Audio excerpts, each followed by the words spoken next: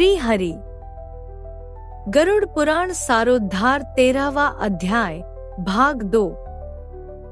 इसी प्रकार मरणा शौच में संध्या, दान, जप, होम, स्वाध्याय, पितृतर्पण, ब्राह्मण भोजन एवं व्रत नहीं करना चाहिए। जो व्यक्ति सूतक में नित्य नैमित्तिक अथवा काम्य कर्म करता है, उसके द्वारा पहले किए गए नित्य नैमित्तिक आदि कर्म विनष्ट हो जाते हैं। व्रती, ब्रह्मचारी, मंत्रपूत, अग्निहोत्री ब्राह्मण, ब्रह्मनिष्ठ, यति और राजा इन्हें सूतक नहीं लगता।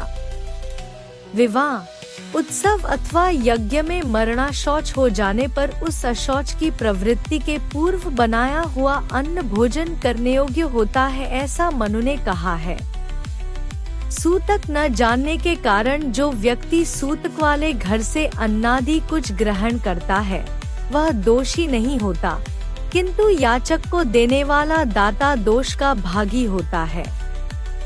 जो सूतक को छिपाकर ब्राह्मण को अन्न देता है, वह दाता तथा सूतक को जानकर भी जो ब्राह्मण सूतकान्न का भोजन करता है, वे दोनों ही दोषी होते हैं। इसलिए सूतक से शुद्धि प्राप्त करने के लिए पिता का सपिंडन श्राद्ध करना चाहिए, तभी वह मृतक पितृगणों के साथ पितृलोक में जाता है। तत्वदर्शी मुनियों ने 12वें दिन, 3 पक्ष में, 6 मास में अथवा 1 वर्ष पूर्ण होने पर सपिंडीकरण कहा है। हे तार्थ्य, मैं तो शास्त्र धर्म के अनुसार चारों वर्णों के लिए 12वें दिन ही सपिंडीकरण करने के लिए कहता हूँ। कलयुग में धार्मिक भावना के अनित्य होने से, पुरुषों की आयु क्षीण होने से और शरीर की अस्थिरता के कारण 12वें दिन ही सपिंडीकरण कर लेना प्रशस्त है। गृहस्थ के मरने पर व्रतबंध, उत्सव आदि, व्रत, उद्यापन तथा विवाहादि कृत्य नहीं होते। जब तक पिंड मिलन नहीं होता, अर्थात पितरों में पिंड मिला नहीं दिया जाता या सपिंडीकरण श्राद्ध नहीं हो जाता, तब तक उसके यहाँ से भिक्षु भिक्षा भी नहीं ग्रहण करता, अतिथि उसके यहाँ सत्कार नहीं ग्रहण करता और नित्य नैमित्तिक कर्मों का भी लोप रहता है। कर्म का लोप होने से दोष का भागी होना पड़ता है।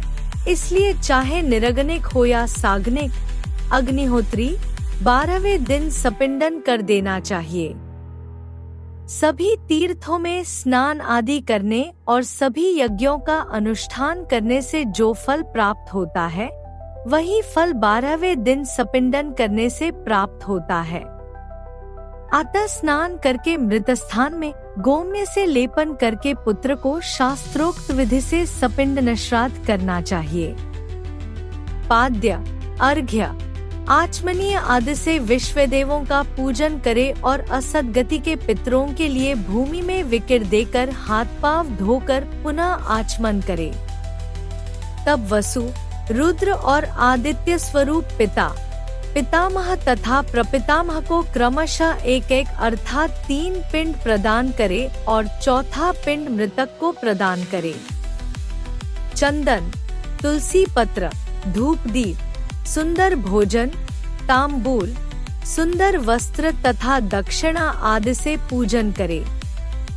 तदंतर सुवर्ण की शलाका से प्रेत के पिंड को 3 भागों में विभक्त करके पितामह आदि के पिंडों में पृथक पृथक उसका मिलन करे। अर्थात एक भाग पितामह के पिंड में, दूसरा भाग प्रपितामह के पिंड में तथा तीसरा भाग वृद्ध प्रपितामह के पिंड में मिलाए। हे तार्ध्य, मेरा मत है कि माता के पिंड का मिलन पितामही आदि के पिंड के साथ और पिता के पिंड का मिलन पितामह आदि के पिंड के साथ करके सपिंडीकरण श्राद्ध संपन्न करना चाहिए। जिसके पिता की मृत्यु हो गई हो और पितामह जीवित हो, उसे प्रपितामहादि पूर्व पुरुषों को 3 पिंड प्रदान करना चाहिए और पितृपिंड को 3 भागों में विभक्त करके प्रपितामह आदि उन्हीं के साथ मिलन करे।